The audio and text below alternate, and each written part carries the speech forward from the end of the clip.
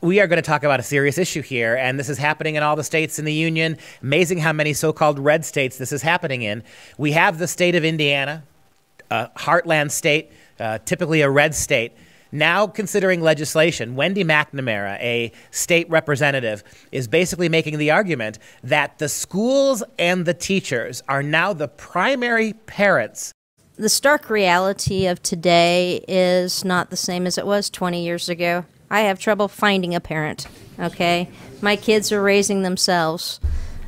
So to have the illusion that parents are going to be readily accessible, available anytime 24/7, and I'm not just referring to the survey, I'm just referring to mental health in general.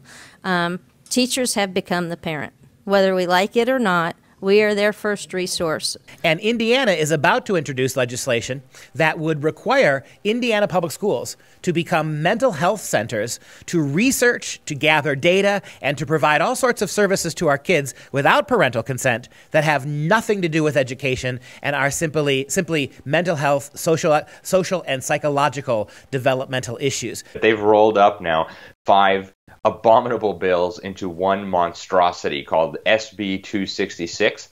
Proponents think that it's very likely to pass through the Senate, and so activists are looking at ways to stop it there before it moves to the House. But what this does, in the words of an activist in Indiana who's been involved in education for many decades, this turns schools into mental health centers. It's going to sideline parents, and it goes along perfectly with some federal policy documents that came out in the waning years of the Obama administration, where the Department of Education and the Department of Health and Human Services described parents as, quote unquote, equal partners with the government in the raising of their own children. In fact, this legislation in Indiana even has a provision for using research-based evidence, so-called, to teach parents how to be parents. So this is getting very, very Orwellian. The few redeeming qualities the bill had, like some privacy protections, are probably going to be stripped out. So it's a nightmare. Yeah, and as you pointed out, this doesn't just start when your kids go to government schools. This doesn't just start when they're 5 years old. What the government wants to do is to begin using the schools to help track this stuff going back to birth of the child. Is that right? That's right. And if you read in this legislation, they actually talk about starting to gather this data and do these interventions from birth to age 22, and then after that you become you come under the purview of the departments of labor and so on. So this is really like the dream of the Soviet central planners, right? They start tracking you and monitoring you and shaping you from birth.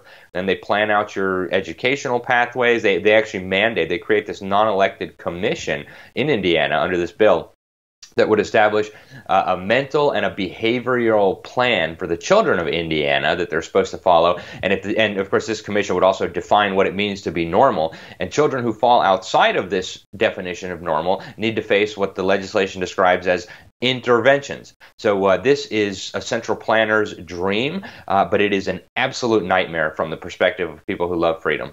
I go back to Wendy McNamara. Here's a woman, I believe she's a Republican. Let me repeat that. I believe she's a Republican, arguing that the schools are the primary parents of the kids. In her little speech, her little soundbite, she basically says that her own kids are raising themselves.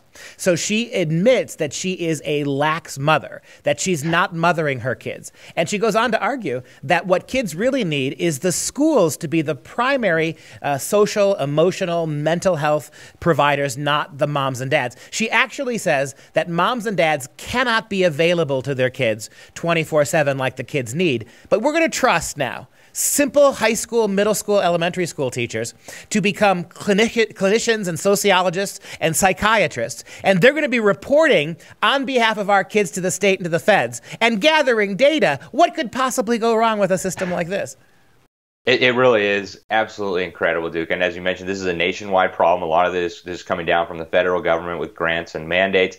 And I think part of the issue here is that legislators like this Wendy McNamara are projecting their own flaws onto others, right? So I don't take care of my kids, and the government ought to take care of my kids. Therefore, nobody takes care of their kids, and the government ought to take care of their kids. It goes with this kind of ideology that you and I have been talking about for years now.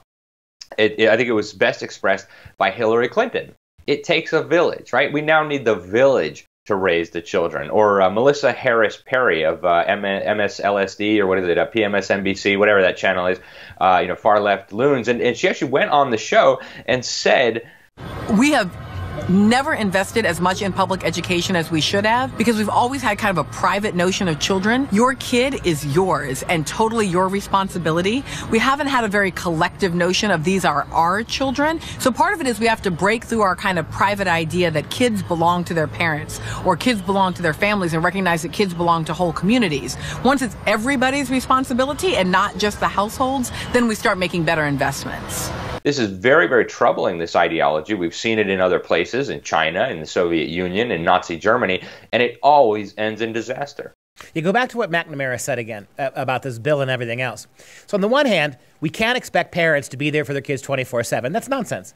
Parents are there for their kids 24/7. Parents go to sleep when their kids go to sleep and wake up when the kids wake up. Parents are the first legal guardians of the kids and the ones who look after their health and welfare. This is what parents do. Now you're saying that parents can't do it 24/7, but the schools are going to do it. And here's my thought. If that's the argument, no one's talking about that. The schools are going to actually have to become places that service your kids 24/7. Remember Arnie Duncan, that great quote we had from Barack Obama's Secretary of Education.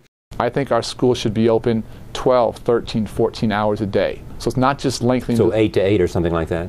Yes, and let me tell you what, not just lengthening obviously the school day, but a wide variety of after-school activities, drama, arts, sports, chess, debate, academic enrichment, programs for parents, GED, ESL, family literacy nights, potluck dinners. At home, we attached healthcare clinics to about 24 of our schools. Where schools truly become the centers of the community, great things happen. 12 hours a day, 12 months a year. And I would go to 6 or 7 days a week, not just Monday through Friday. This is what people aren't realizing here. In order to enable this utopian Orwellian dream to happen, the schools literally are going to have a say in what you feed your kids, what time you put them to bed, what TV you let them watch, what extracurricular activities you allow them to participate in. It is undeniably what's going to happen. Parents love their children. The government doesn't love the children, right? Even teachers who really, really, really like their kids don't care about their kids like a parent does. So we need to get back to the idea of the nuclear family as the foundation for our civilization and get this crazy idea of government as parent out of our minds, out of our governments, out of our state legislatures, and out of our schools.